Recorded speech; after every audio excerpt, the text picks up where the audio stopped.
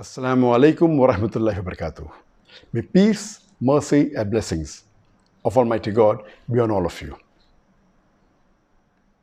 In the last 24 hours, I and my PR have been approached by scores of journalists and media houses regarding the statement made by Sheikh Yasir Qadhi, a renowned Daik from USA, on his social media accounts regarding myself, whether these statements are true or not.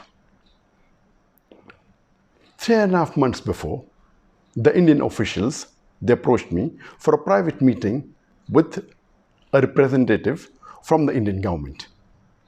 And when he came to Putrajaya in the 4th week of September 2019 to meet me, he said that he is coming after personally meeting and under the direct instructions of the Prime Minister of India, Narendra Modi, and the Home Minister of India, Amit Shah.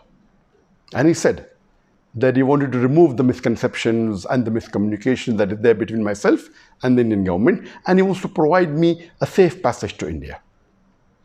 I thought that imagine the same BJP government which hounded me for the last 3.5 years, the same person, the Prime Minister of India, Narendra Modi, who used my name no less than 9 times in a span of less than 2 minutes in his election speech in May 2019, now they are bartering with me for a safe passage?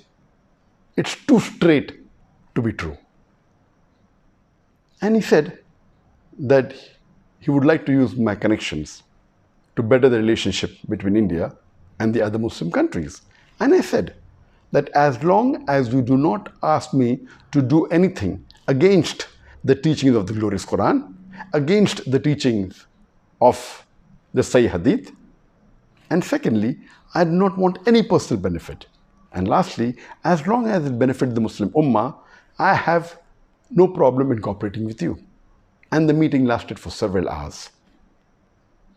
And then he told me that he wanted me to support the BJP government when they revoked Article 370 in Kashmir. And I flatly refused.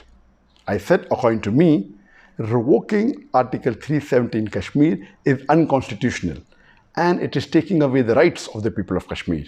I cannot support an act of injustice, and neither can I betray the people of Kashmir.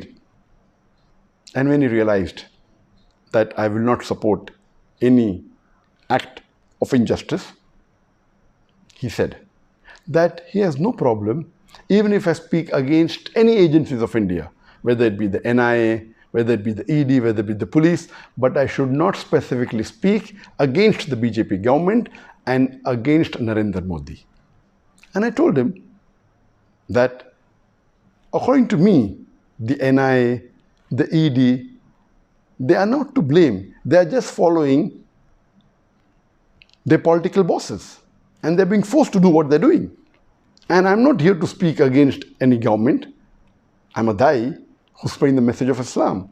As long as they do not do injustice to the human beings and to Muslims, why should I speak against them?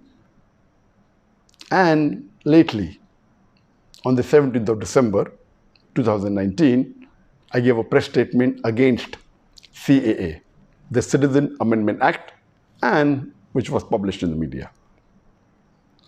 When I heard statements and I saw on the video statements of many Muslim leaders in India when they're openly and completely supporting the BJP government when they revoked Article 370 in Kashmir, I thought to myself, how can a Muslim who has the basic knowledge of Islam do this?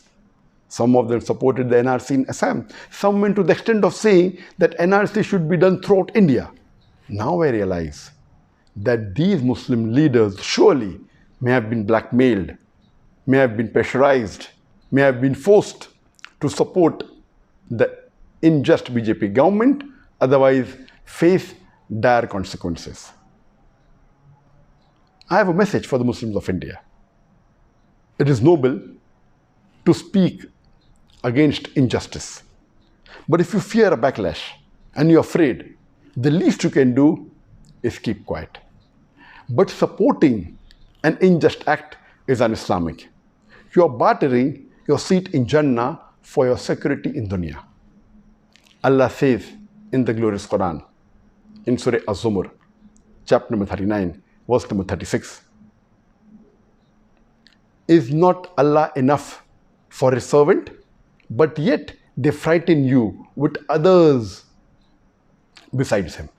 Wa akhiru da'wana alhamdulillahi rabbil alamin.